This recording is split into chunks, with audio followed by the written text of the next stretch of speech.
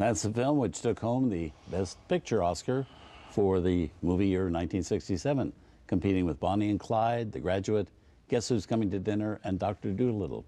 And back to talk about the film and the music he composed for it, Quincy Jones. Let's talk a little about the Oscars. You got 2 Oscar nominations that year, but neither for In the Heat of the Night. Well, that was my fault. Your fault. At that time, the composer had to submit his choice. And my orchestrators, Leo Shukin and Jack Hayes, beautiful guys. They worked with Alfred Newman and Mancini too. But we were so excited about the score on In Cold Blood that they made me submit that. And if I'd submitted with Heat of the Night, I would have won too. Yeah, okay. But you don't do it for Oscars, you know, so. Exactly. You know, that's okay. Because we had amazing score, and I was more concerned about, I was going on my way to Brazil and to get Richard Brooks, we still had optical sound in this before Dolby. 2 or 3 years before Dolby, 71.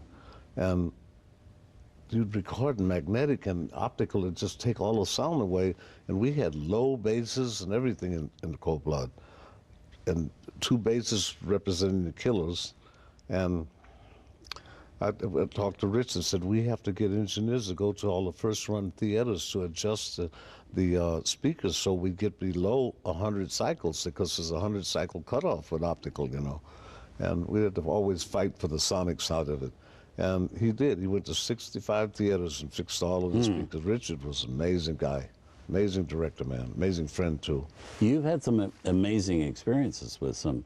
And you know what, also, too, Robert, I remember just being very emotional about it, but there was a new kid in Heat of the Night called Scott Wilson. Yes. And I recommended him to Richard. Richard used him as the killer with Robert Blake. And In Cold Blood. It was amazing. Yeah, the great role of his career. Yeah.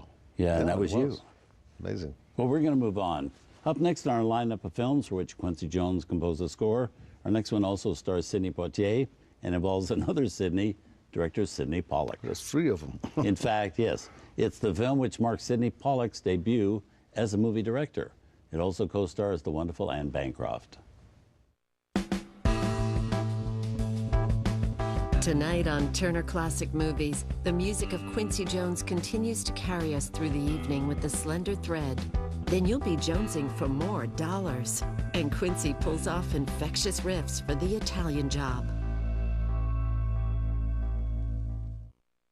If you're